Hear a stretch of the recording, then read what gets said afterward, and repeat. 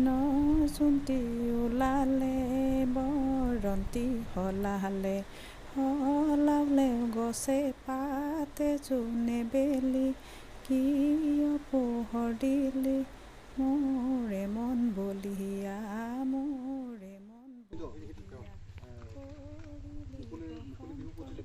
কাৰ্যসূচীৰ লগত সংগতি ৰাখি বৃক্ষৰোপণ কাৰ্যসূচীটোলৈ আমি আগবাঢ়িছোঁ।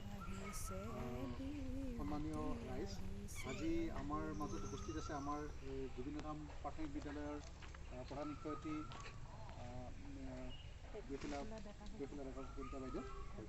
শইকীয়া বাইদেউক আমাৰ এই কাৰ্যসূচীত অংশগ্ৰহণ কৰি প্ৰথম বৃক্ষৰোপণ কাৰ্যসূচীটো ৰূপায়িত কৰিবলৈ আমি অনুৰোধ জনাইছোঁ।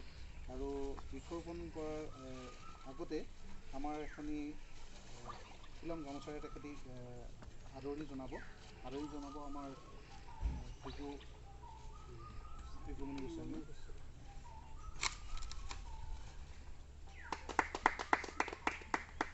বাইদেউক অনুষ্ঠানটি ৰূপায়িত কৰিবলৈ আমি অনুৰোধ জনাম। আৰু তাৰ লগতে আমাৰ দ্বিতীয় বৃক্ষৰোপণৰ কাৰ্যসূচী আমাৰ মৰমৰ সুৰভী দেৱীয়ে ৰূপায়ণ কৰিব। আমি দিলি হৰিবল দিব লাগিব। হৰিবলে দিবি এইবাৰ তক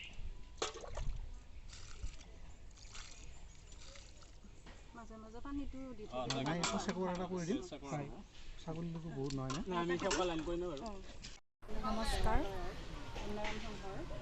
গোবিন্দধাম উন্নয়ন সংঘৰ উদ্যোগত অনুষ্ঠিত ৰঙালী বিহু উদযাপন সমিতিৰ সভাপতি সম্পাদক প্ৰমুখ্যে বিষয়ববীয়া কৰ্মকৰ্তাসকললৈ ৰঙালী বিহুৰ হিয়া ভৰা ওলগ জনালোঁ। ৰঙালী বিহুৰ লগত সংগতি ৰাখি যি বৃক্ষৰোপণ কাৰ্যসূচী ৰখা হৈছে সেইটো বৰ আদৰণীয় পদক্ষেপ। এই বিদ্যালয়ত বহুত বছৰ হ'ল কাম কৰিবলৈ। মই 95ৰ পৰাই আছোঁ বুলি তেতিয়াৰ পৰা আছোঁ যদিও মই এতিয়ালৈকে এনেকুৱা অনুষ্ঠানত মই অংশগ্ৰহণ কৰা নাছিলোঁ। এইবেলি প্ৰথমবাৰ কিজানি অনুমান আপোনালোকৰ এইটো প্ৰথম পদক্ষেপ যেন পাইছোঁ। ভাল লাগিছে, নৱপ্ৰজন্ম উঠি আহিছে। এনেকুৱা বৃক্ষৰোপণটো যে কাৰ্যসূচী ৰখা হৈছে তাৰ কাৰণে মই সকলো সদস্যকে বহুত ধন্যবাদ আৰু কৃতজ্ঞতা জ্ঞাপন কৰিছোঁ। আমাৰ যোৱাবেলি 2020 বৰ্ষত আমাৰ ছেপ্টেম্বৰ মাহৰ 17 তাৰিখে হ'বলা আমাৰ বৃক্ষ আন্দোলন কাৰ্যসূচীটো ৰূপায়ণ কৰা হৈছিলে। গতিকে বৃক্ষৰোপণনো আমি কিয় কৰি লগা হৈছে সেইটো এটা কথা আহি পৰিছে। সাধাৰণতে আমি প্ৰকৃততে পৰস্পৰ নিৰ্ভৰশীল। গছ নহ'লে আমি মানুহবিলাক জীয়াই থাকিব নোৱাৰিম। সেইকাৰণে আমি গছ ৰুব লাগে। এডাল কাটিলে দুজোপা ৰুব লাগে, তেনেকুৱা এইকাৰণে ৰুব লাগে। আমি গছৰ পৰাই বেছিভাগ আমি সুবিধাবিলাক পাই আছোঁ। সকলোবিলাক আমি ঔষধ পাতিৰ পৰা আদি কৰি আমাৰ যিবিলাক আচবাবকে আদি কৰি যিবিলাক আমাৰ সুবিধা আছে আমি সকলোবিলাক আমি উদ্ভিদৰ পৰাই আমি পাই থাকোঁ অজানিতভাৱে।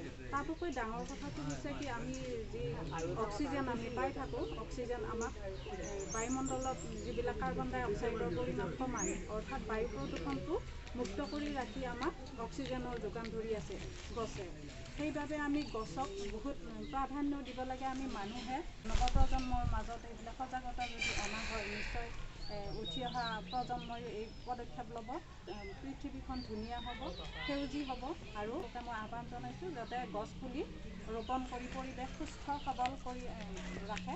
তাৰ কাৰণে আহ্বান জনাই মই মোৰ নিৰস বক্তব্য সামৰণি মাৰিছোঁ।